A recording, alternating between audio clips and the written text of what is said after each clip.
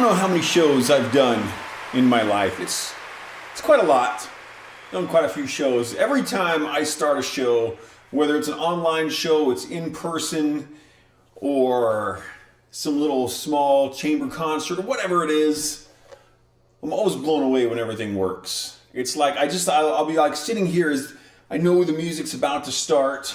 You know, I've hit the space bar, this thing is running, or the music has started and the curtain's about to open, whatever it is, and it's just like I just start thinking about the number of connections of things. Like just in here, I've got 30 lights, and there's cables running, they're hidden all through the walls and stuff, and it's just like, man, how is this all gonna work? And somehow it all does. It's like I know I set it all up. I know it's in place. I've tested it, 5 minutes ago, but it seems like it just shouldn't work because there's just so many things going on. It's just kind of crazy thinking about just those kinds of connections that are happening to make a show work. Whether it's a solo show. It's one thing if I'm sitting down like doing a house concert and it's just me with a classical guitar plugged into a little amplifier. That one's pretty simple. I'm not too worried about that. That one doesn't give me the heebie-jeebies about actually working. You'd think that after a while, I would get used to the fact that it actually clearly does work because I've done a lot of these shows, but it's something I've never quite gotten used to. It's kind of a cool thing.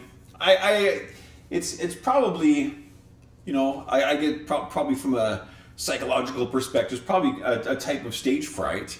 I don't feel like I get stage fright. I don't get nervous going on stage, whether or on camera, on stage, however you look at it. But it's probably related to that. Nonetheless, the whole system working is very cool to me. So tomorrow, brand new album, Schizonoid Paraphrenic, starting the show at 1 o'clock. Right here. This is where I'm going to be. Not sure where you're going to be at. If I understand correctly, I may be having an interview with a gentleman named Mark Wood afterward. I'm not sure when that's going to be published, but looking forward to it. He and I were chatting a little bit on Reddit, and I sometimes go on the music theory and composer subreddits, the forums on there. And so yeah, I may be doing that interview after the album release tomorrow. That might be doing that next week. I'm not sure exactly when that's going to be, but looking forward to that. And so yeah, playing some music. First song worked. Let's see about the second one. This one's called Frantic Whispers.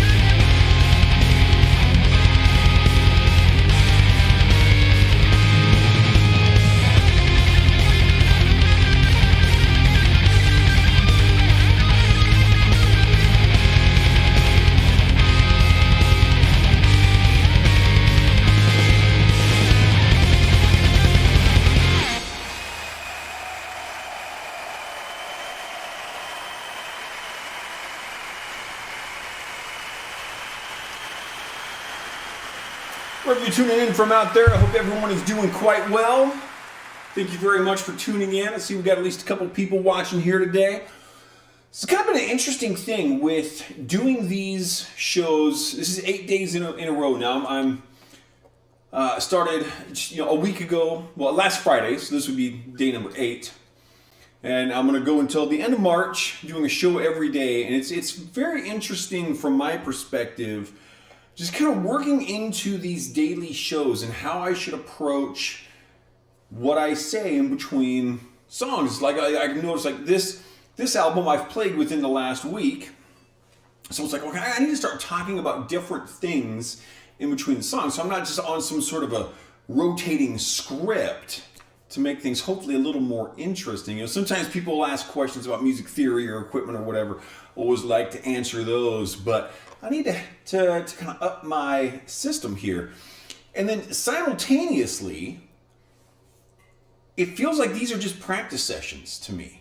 Because this is my house, this is my office, this is where I live, this is where I teach guitar, and which is my primary job, and this is where I do recordings when I make my albums and compose. All of that stuff is done right here. So in one sense, it's just like practice sessions with fancy lights, and I happen to be filming it. So it's been a very interesting daily thing. I'm really liking it. I'm really enjoying doing the daily shows, and I've had some new people come in and watch here and there, which is really awesome. I like that a lot. And so I feel like it's an interesting developmental experiment, both musically and performance-wise, with my forms of communication and all of that. Still wearing the purple shirts and the ties, of course, because that's just what I do. But it's been a good time. So yeah, trying to kind of hopefully up my game a little bit and, get some new information flowing. We'll see where things go with this. So I'm going to try to not talk about the things I normally talk about in between my songs. So far I've accomplished that, but I've only tried it twice now. So let's get into this next song and see what happens with it. This one's called Wild Rose.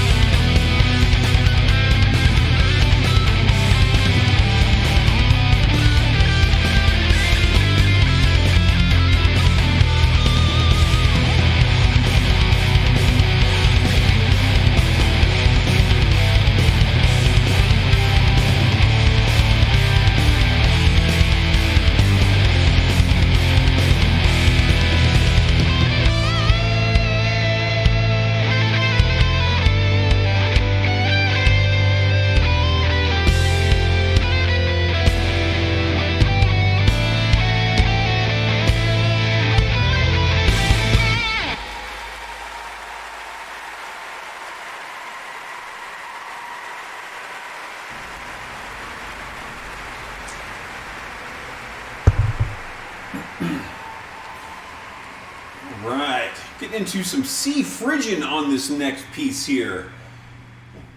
As any of my regular viewers know, I am an absolute music theory nerd. I love geeking out on music theory. I study music theory pretty much on the daily. I'm usually cracking open a music theory book or studying scales. Often I will start my day out just by drinking some water, kind of like that, and then playing some scales,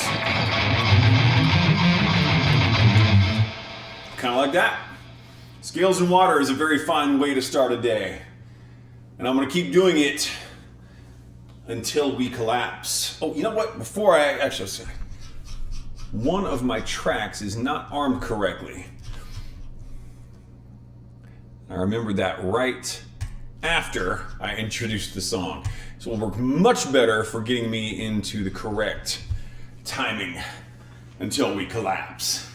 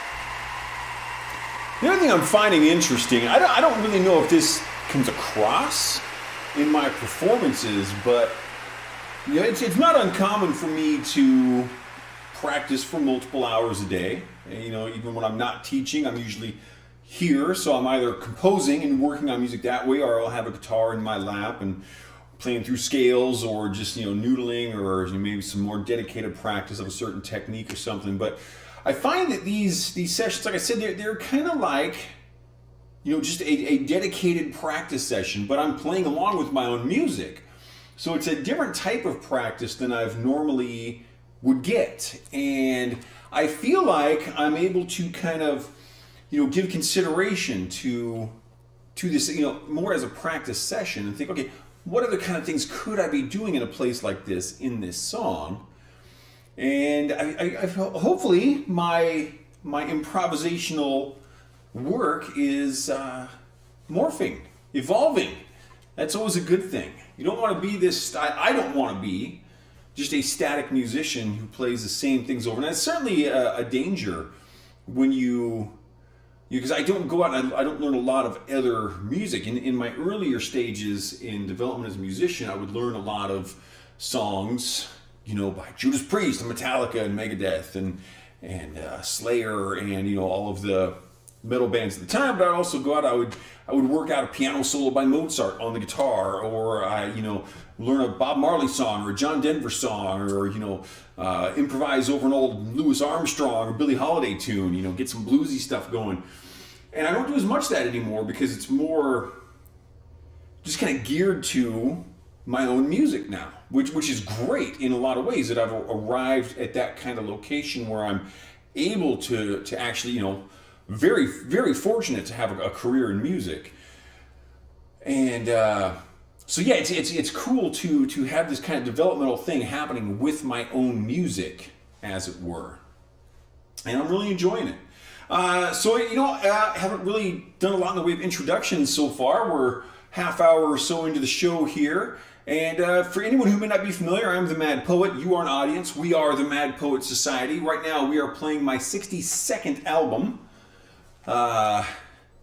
which it's still weird to me to say that, 62 albums. That's kind of a crazy thing.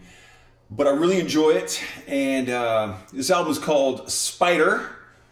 And on the album cover, I have a photograph of a spider, because I'm just imaginative like that. Just some good crazy Randy thinking there. All right, let's pick the pace up a little bit. That was kind of a medium pacing. Let's get the pace going on. This next song is called Crimson Kiss.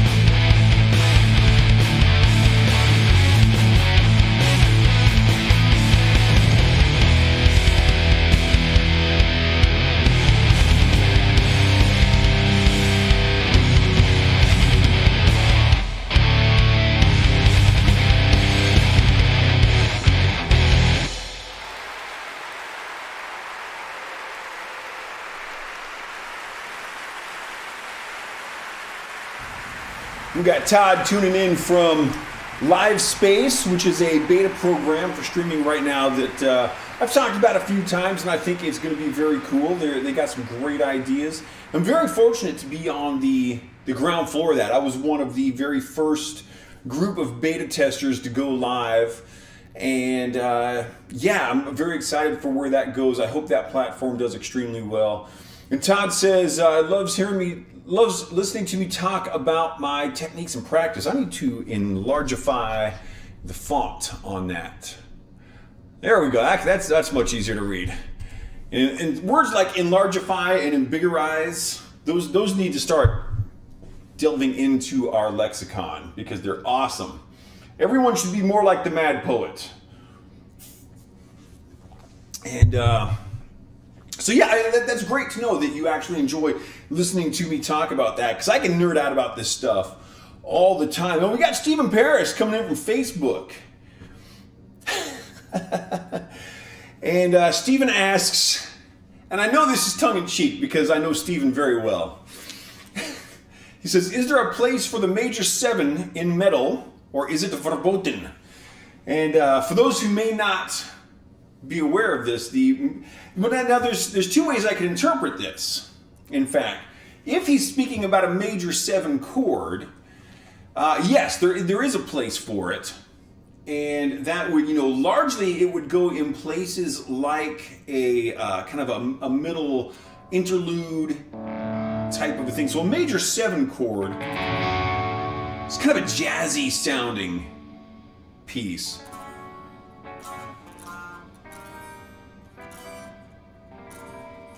And so yeah, I can certainly hear that in certain places. But there's another way we could think about a major 7, which is if we have a minor scale and the minor scale would normally have a minor 7. So for basic overview, there are 7 notes in a scale, and we number them 1, 2, 3, 4, 5, 6, and 7. It's crazy how we come up with this stuff.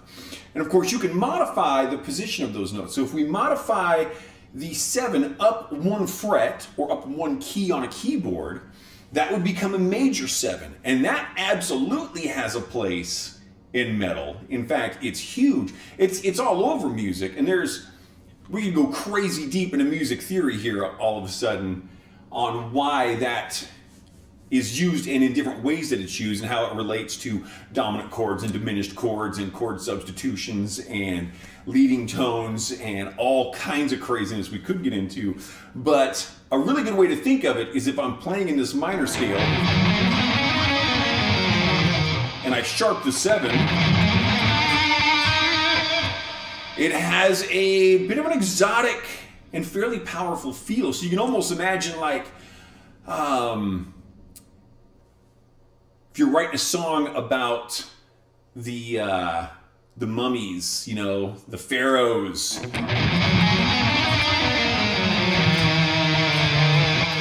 kind of get the right kind of feel for that.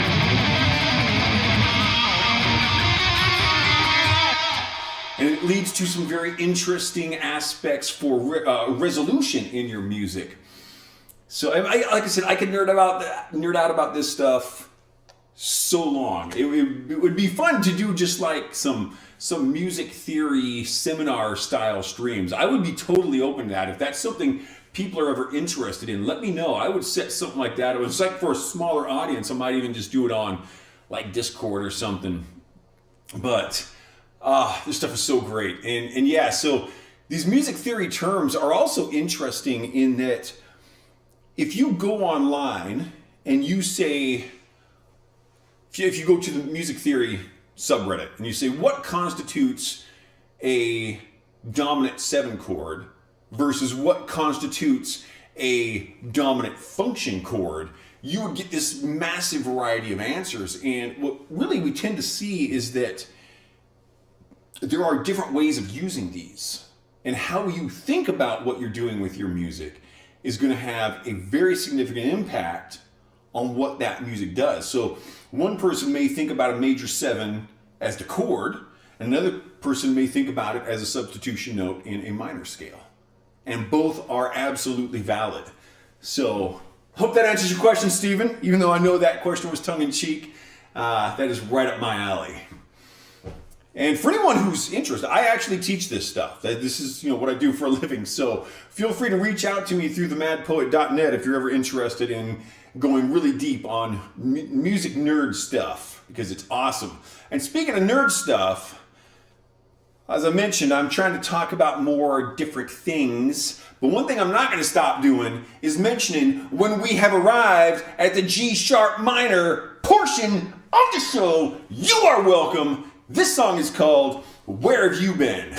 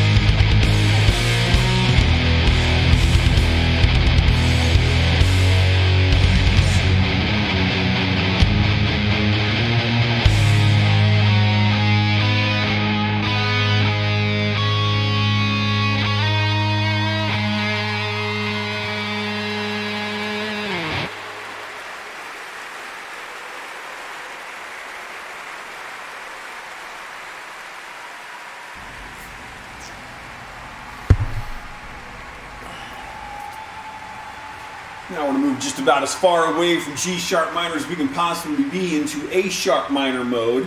And this is another interesting little music theory tidbit that you would think, G sharp, you move up one fret, there's an A.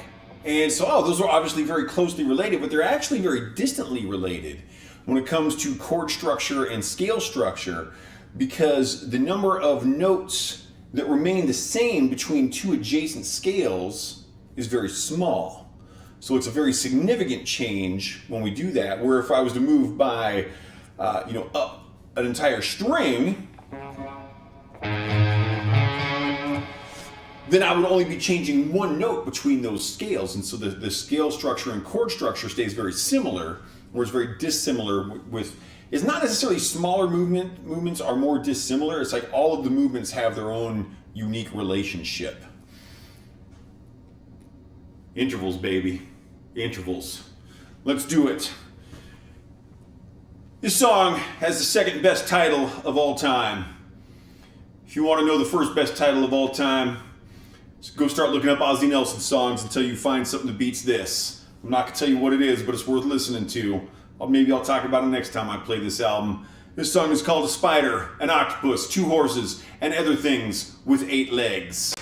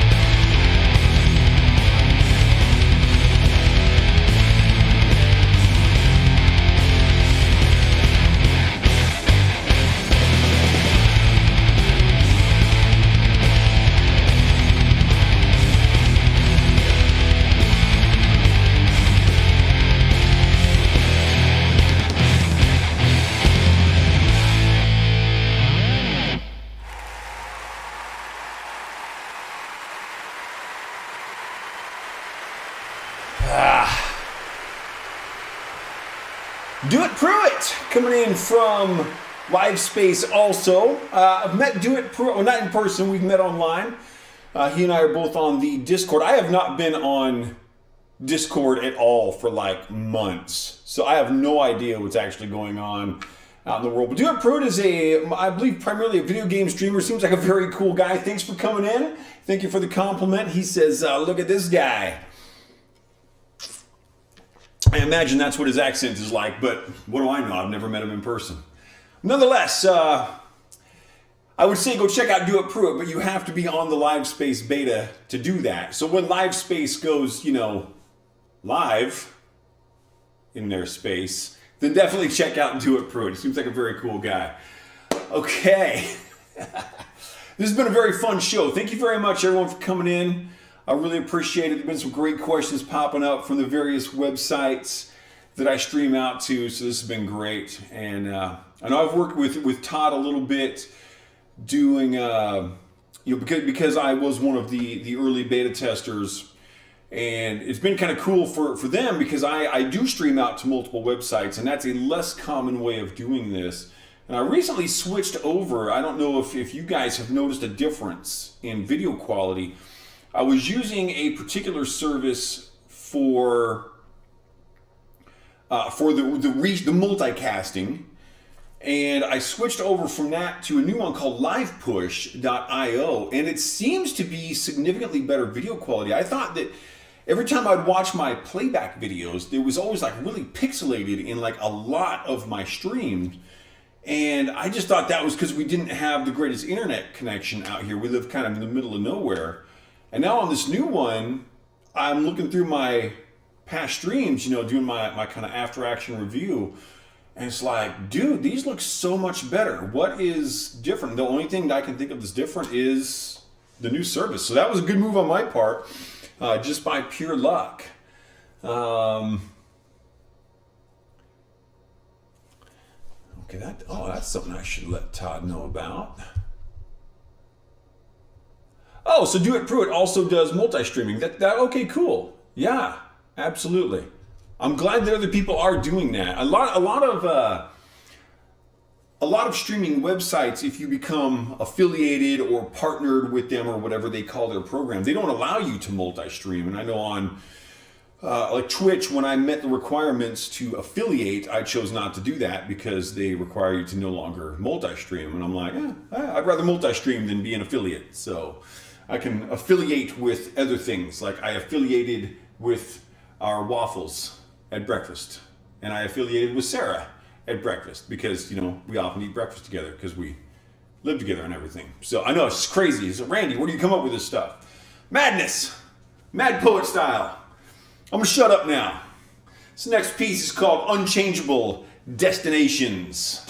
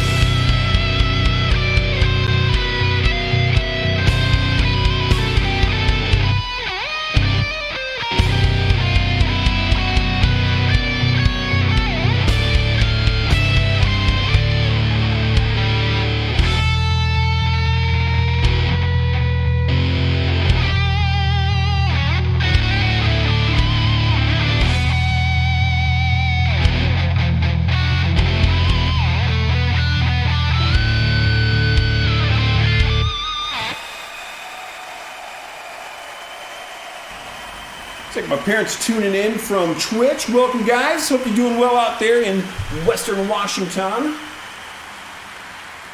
Or as my mother pronounces it, Washington. My mother ended up with all the extra R's that they don't have in Boston. I think her sisters are pretty much the same on that. She has like, I don't know, like 35 sisters or something like that. Crazy stuff.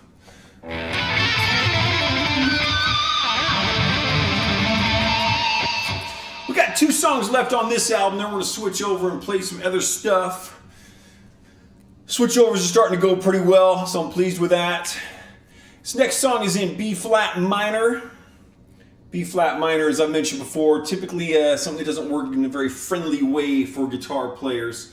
But I like it because I've practiced the crap out of it. And it turns out, this is crazy, I discovered this on my own, that doing things over and over makes you better at them. I know. Where'd you come up with that, Randy? There's even a word for it. Practice. It's what I do all the time. It's what I'm doing right now. Just standing here practicing. Ultimately, I really feel like these have just become big old practice sessions. Let's practice some more in B flat minor. This is called The Theory and Practice of Mayhem.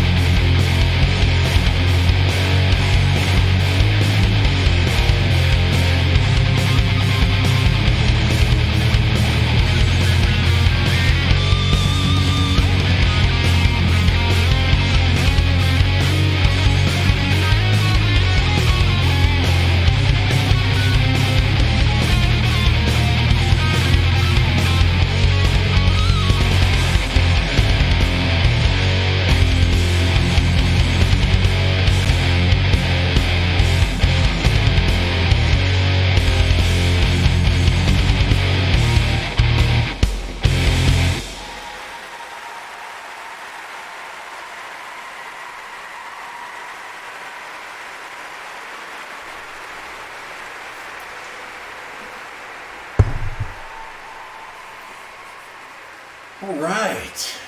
Yes, this has been a fun show. We got one song left on this album. Then we're going to switch over to what? I don't even remember which other album I'm going to play today. I've got it queued up, but when I'm looking at this, I've got 4 monitors. So I've got my broadcast software over on my left. I've got chat for I think 7 of the websites over in a monitor on my right side. I've got 4 website chats over on my upper left monitor. My main monitor, I've got my sheet music.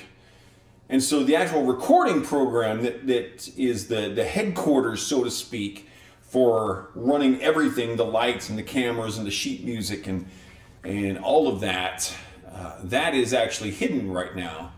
And that's what I'd have to look at to know what other album I pulled up. So it's going to be as much a surprise for me as it is for you guys. I know it's one of my later ones. I'm playing 2 of my... This is album number 62. It's titled Spider. And it's one of the later ones. Might be in this fashion. I feel like it's in this fashion. Let's play this song and find out. This song... This may have been you last night. It might be you tonight. This song is called Screaming in Your Sleep.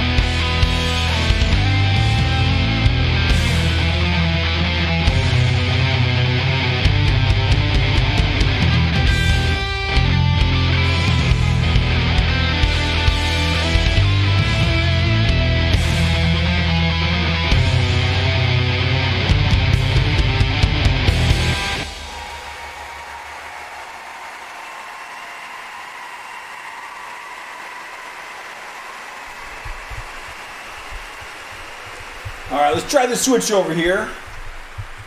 Turn off that. And we got to delete this. Got to say yes to that.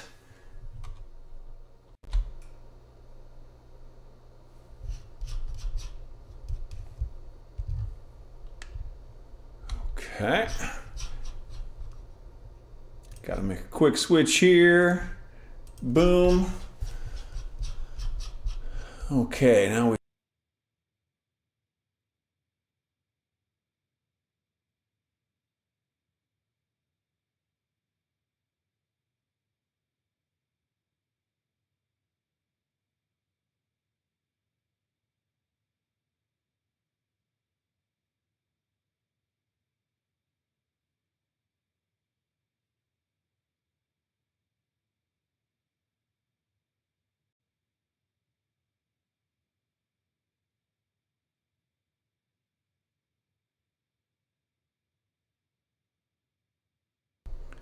been sitting here talking to myself. I forgot to turn the microphone on. We got it. We got it now.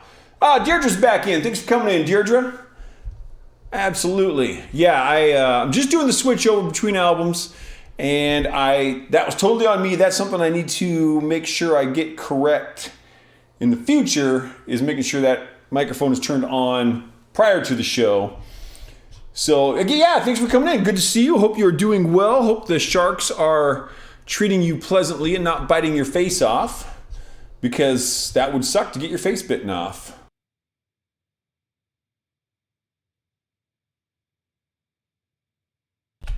Okay. Still a few things I'm not sure how to smooth out in this. Good. She hasn't been bitten by sharks. Miskatonic Blue coming in on Twitch is a marine biologist friend of mine. Very cool person, and just really a cool occupation. That's some respectable stuff there.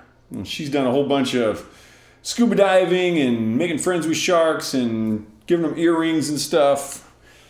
That's the way I think of it anyway. I'm sure it's more entailed than that. Let's see if I've got everything in place. I think I've got everything in place.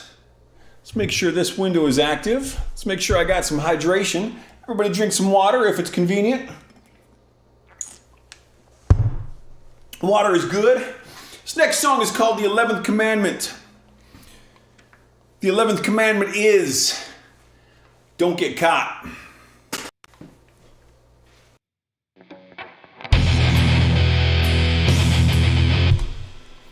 Two things I forgot. Gotta work this switch over a little better. That goes on. That goes up. Okay. Boom. Should have it now. And don't get caught.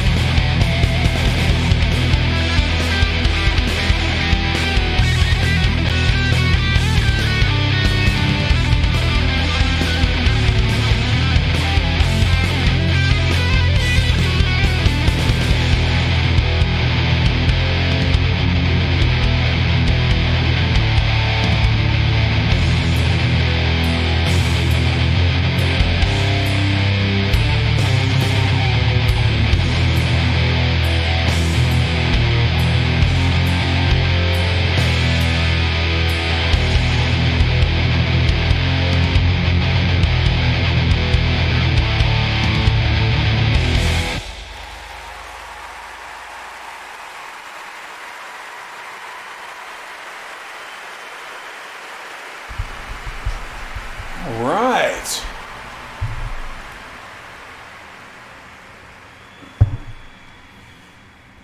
Next song is in F minor. What do we got to say about F minor? We've been talking a lot of music theory, nerding out on music theory here today. Nothing crazy about F minor. It only leaves one open string to play with. So not a terribly friendly one. It's one that I do find myself really enjoying playing in it. It's just something I can play in any of the 12 keys. Some would argue that there are 15 keys. Some would argue there are 30 keys.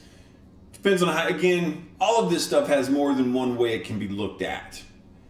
If you look at the circle of fifths, we have a pretty distinct 12 position thing, and many of them can be renamed or thought of in different ways. So a lot of it comes down to how you think about it. But that's also true if you look at something on the fretboard, like, just how you look at the fretboard is going to be different in C sharp minor or F minor, or D flat major or F major, or whatever it happens to be. And it would be, and interestingly, if we're playing in C sharp minor, we would call that note a C sharp, but the same note would be a D flat if we were playing in the major key. Weird music theory stuff. It actually does make sense, but it's a tough one to explain just in a random way. So we won't worry about that. This next song in F minor is called Have I Forgotten Something?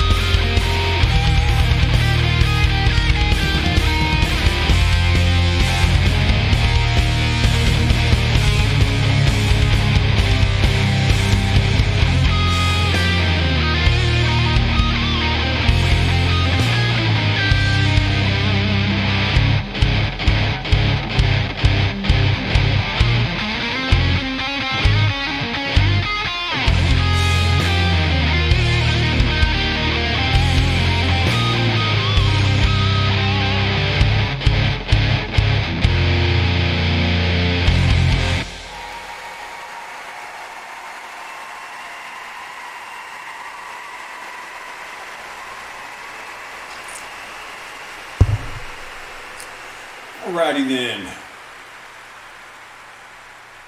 feel like there's something I should be saying about this song. Not sure quite what it would be. It's in C minor. It's a medium paced piece. It's fun. I use my fingers for it. I use a guitar pick. Glad I got these strings on here. Let's do this. This is called Talk to Me.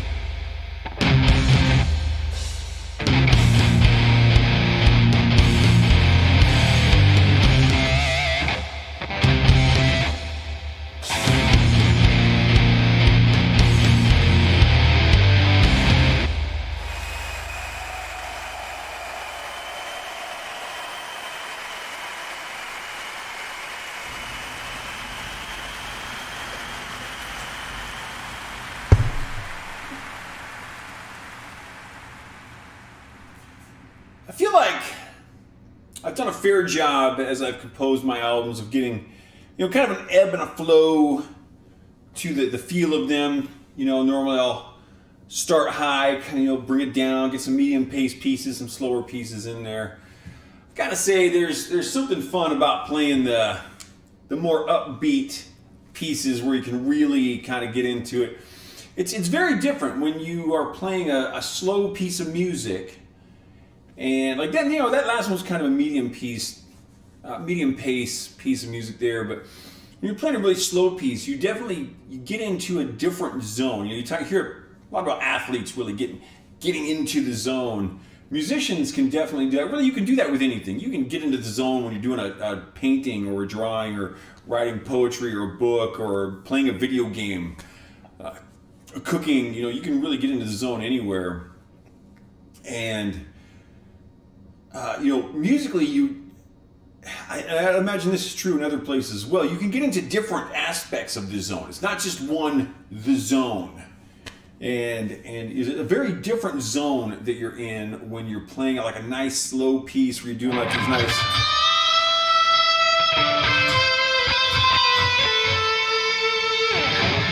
doing like these long, kind of drawn out, bendy things versus a very different zone when you're doing kind of more like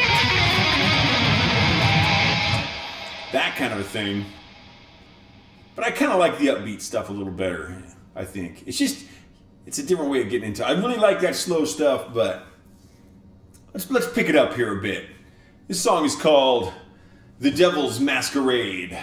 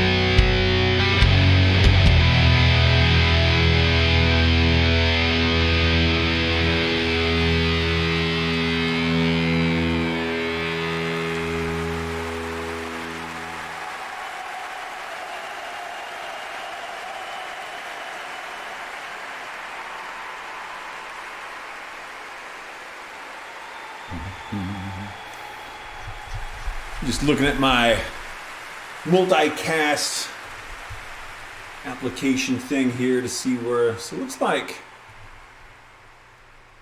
Okay, No Live may not be working. I'm sure, VK doesn't work. YouNow doesn't work. So I'll have to look into that NoNoLive.tv thing. But it looks like mostly this is working. This is working well. I'm pleased here. This is good. Still not sure about all of the new aspects of the shows. So checking on things. Not sure about this chat over here. Okay, we're looking good. It's a bit of an adventure doing these online shows. As I've talked before about, I am the complete team here. Something goes wrong with the lights, I'm the lighting crew. Something goes wrong with sound, I'm the sound crew. Something goes wrong with the guitar, I'm the guitar tech. Fortunately, I've got extras that you can sometimes see. You can see the white one pretty clearly. The rest of them kind of get hidden a bit depending on the lighting scenario. Just a quiet night over here. Yeah, Deirdre's out on the East Coast, so yeah, I guess it is getting to be nighttime out there, probably about 8 o'clock, 8:15 her time. So I'm glad that you're having a quiet night. Those are often the best kind in my opinion. I'm an introvert. I know Deirdre's also a bit of an introvert. And it's nice. Sarah and I are both introverts, so that works very well for us. She can be in her office upstairs, I can be in my office in the basement, not see each other for 6 hours and not worry about it. A lot of people talk about that, they have that FOMO or fear of missing out. I have JOMO, joy of missing out.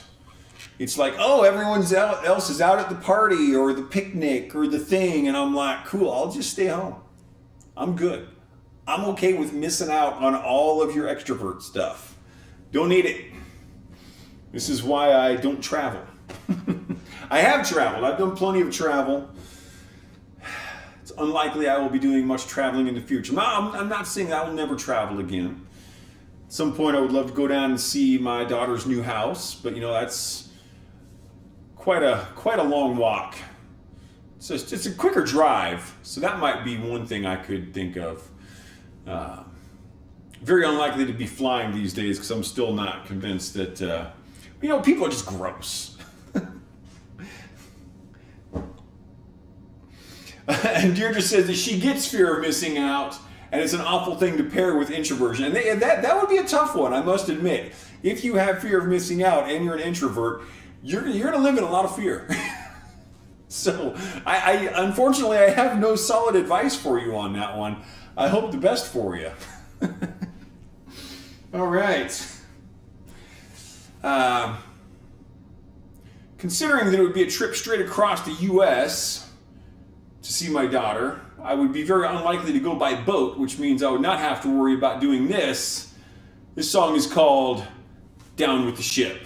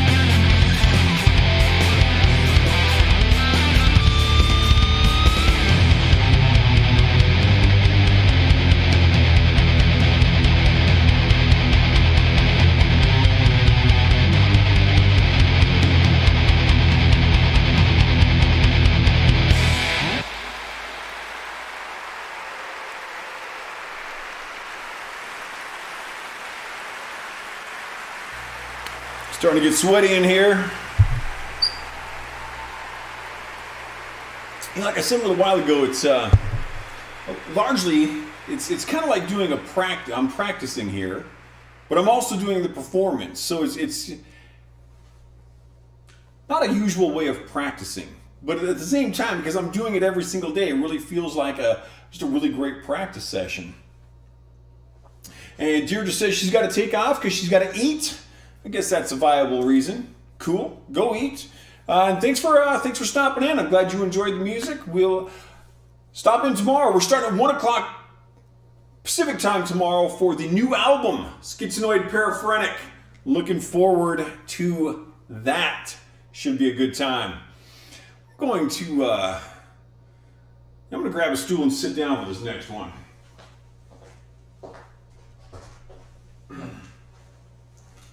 Slow her down a bit here. Well, that was not what I meant to do.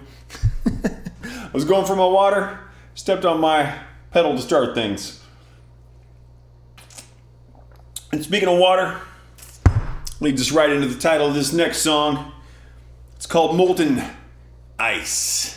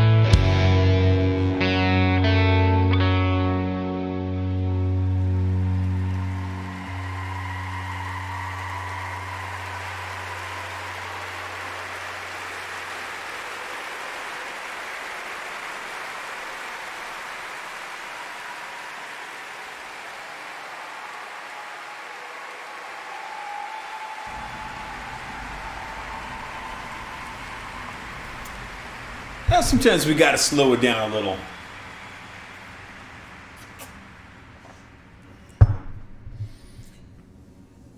So this next one, wouldn't call it a blues tune by any means, but it's definitely got a very strong blues influence for how I approach it. I have this little motif built in, this, how do I do that? So that's the part of the guitar solo I've written. I tend to kind of have a bit of a standard thing I do, a little bit. So I kind of build the guitar solo around that idea, which I definitely think of as being very bluesy in nature. And, you know, when you think about your music like that, it's like, oh, this kind of has a going for this kind of bluesy approach. Again, like I said earlier, if you're looking at an F sharp minor or F minor versus an F sharp minor versus a C sharp minor scale, you're going to look at your guitar fretboard differently. And when you say, oh, I'm going to go with this bluesy approach, again, you look at things just fundamentally differently, and then hopefully that will drive where you tend to go with it. So we're going to pick the pace back up. This one's in G minor. It's called Epiphanic Moment.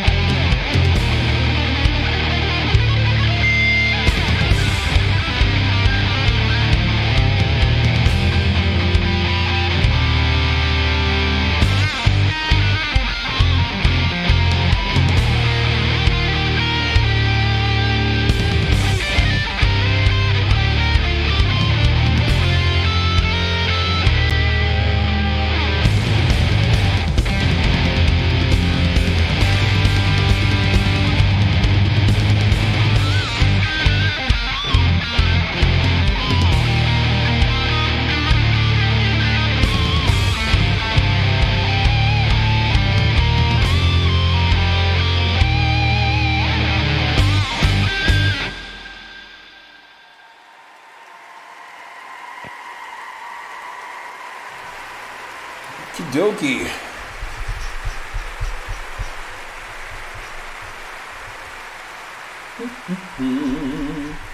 Trying to figure out what I got going on here, and I'm really not entirely sure. Again, part of my normal state of being.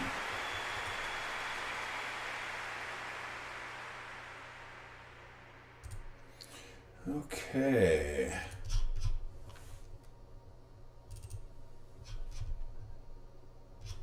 Oh, looks like... Oh, Jack Walsh and Susan have been chatting from YouTube. This message was from over an hour ago. If you guys are still out there, my apologies. I know YouTube chat was working. Let me check another thing here. Interesting. This says that I'm connected to it. But yes, unfortunately, your messages are not showing up. If you're still out there, my apologies. Not sure why that would be. Okay, that's something I got to work on. I appreciate the info. And yeah, no clue on that. That one's a little perplexing, in fact. Yeah,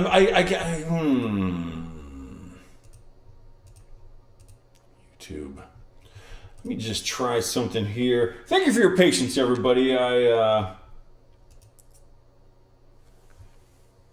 Yeah, still working out some bugs. So I'm just gonna try to pull up my channel here, where I should be live. I'm gonna mute this so it doesn't come through.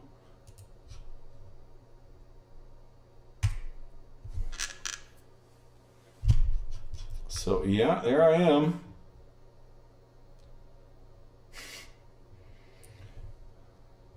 Okay, yeah, so again, apologies. I will look into that and hopefully be able to figure that out. I will not be able to figure it out here today, but it is good information. That's a bummer, because I really like both Jack and Susan. Very cool people. So thanks for coming in. Again, if you're still here, Bummeropolis. Well, guess we'll have to take the next step, which happens to be the title of the next song. And if there's anyone out there from any other websites where I'm not seeing your chats, feel free to go to themadpoet.net, send me a message through the contact form there, and let me know which ones are working and which ones aren't. I may have to do some test streams and see if I can work some stuff out. I'm kind of bummed about that because I really don't want people to feel ignored in this. It's I'm hoping for more of a community feel. All right, here we go.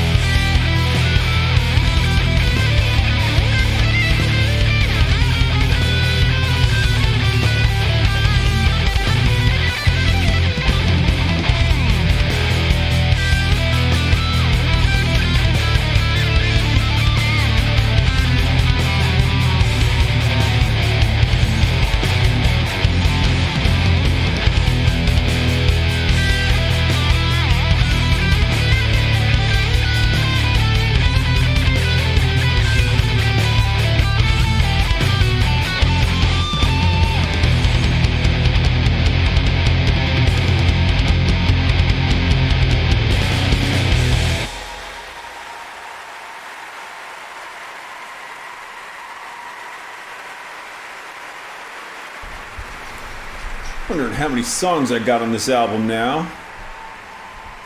That's those are the kind of little details. I don't even remember the song titles or album titles or anything.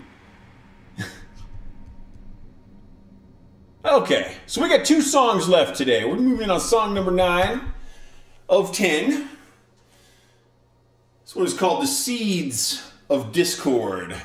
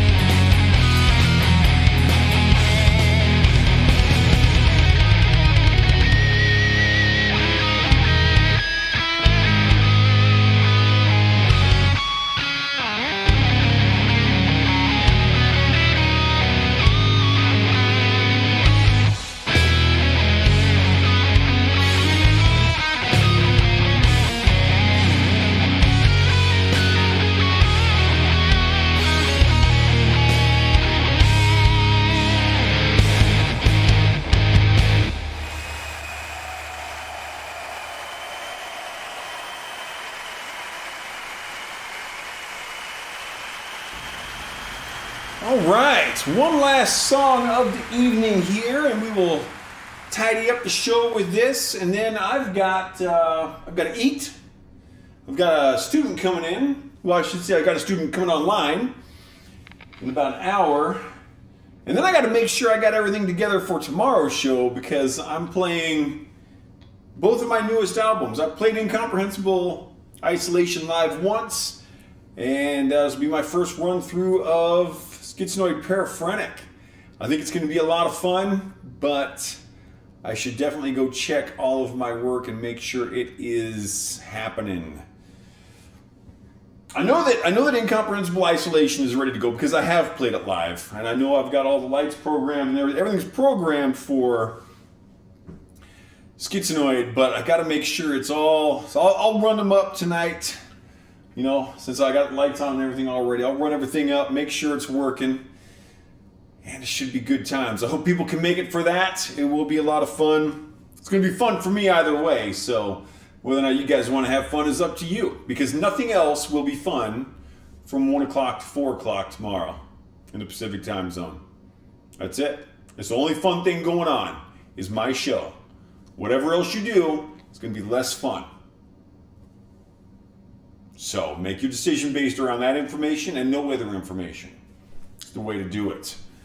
Okay, one song left for the evening. Thank you again very much, everybody, for coming in. I am the Mad Poet. You are an audience. We are the Mad Poet Society.